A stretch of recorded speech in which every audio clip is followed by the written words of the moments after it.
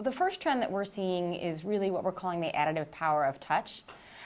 Brands have always loved using the power of television with its sight, sound, and motion to tell stories. And with the additive power of touch, which is the interactive elements that you can overlay online, we're seeing a whole new level of engagement with creative. And it's resulting in great results for marketers, but it's also with these really compelling interactive stories. When we first started working with clients many years ago, they'd basically say, okay, I'll run video. Here's my 30-second spot that my creative agency did. Put it online. And we did that, and it's great, but that's an early medium kind of strategy.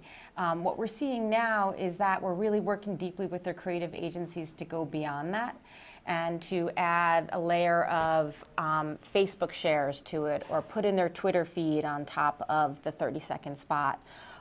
Bring in outtakes from the kinds of commercials that they've shot, footage that couldn't get on it, to run on the side in some sort of way. So doing something that's a little bit different, that makes their television creative more social, more shareable, or tells a deeper story than they were able to tell just in that 30-second spot that they had online. From a time point of view, it's the same amount of time. It's 15s and it's 30s. What it is there's this extra dimension on top of it. So there's the pre-roll, but on top of that, there's a graphic overlay that can have a Facebook edition, it can have a Twitter feed, it can have a coupon, click to, a game.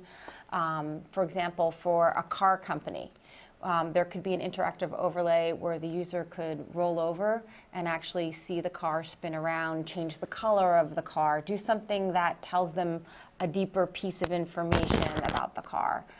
They could go on Facebook directly from the ad to post about the car. What we're seeing across the board is a rise of accountable buying. There's always been that saying in advertising, I know half of my advertising works, I just don't know which half.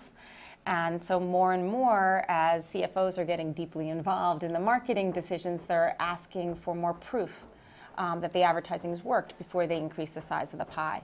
So at Tremor, we've pioneered a model called cost per engagement, where the marketer only pays when the user actually leans forward and engages with the ad on some of those interactive elements that we were talking about a few minutes ago.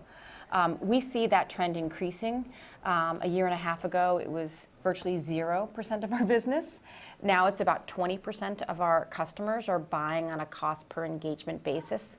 And that's in the interactive space. What we're seeing in mobile is that model is even more compelling, because in mobile, advertisers are just very concerned that nobody's actually watching the ad. So the model of only paying when the ad is actually running is so appealing.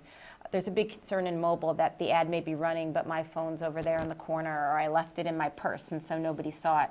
So if the consumer actually leans forward and taps on the ad, swipes, goes for more information, you're only paying for that. That's giving them the comfort that the mobile advertising's worked. We're looking at screen agnostic buying, and we're moving our technology to be able to allow planners and buyers to look at it in that kind of way. It's still a nascent category, but the way that we think about our product strategy and the way that we think about the products that we can offer to marketers are really so that they can move seamlessly across the 4 screens, because we've heard that that's the way that the media agencies are going. We characterize Tremor, I think the best way to think of us from a media standpoint is really Hulu 2.0. It's the premium content and the premium environment that advertisers and marketers have come to love about Hulu. But we also have the scale that's more in line with what they love about YouTube. And we have the technology and analytics layer that they love about a lot of the data companies out there. We see video as complementary to TV versus cannibalizing it, hence the whole focus on transmedia storytelling. We do believe that TV will continue to be vibrant and that TV and video together will benefit, which isn't to say that there won't be some money coming from what might have been TV growth. What we're hearing is that agencies are already starting to use online video for make goods from television.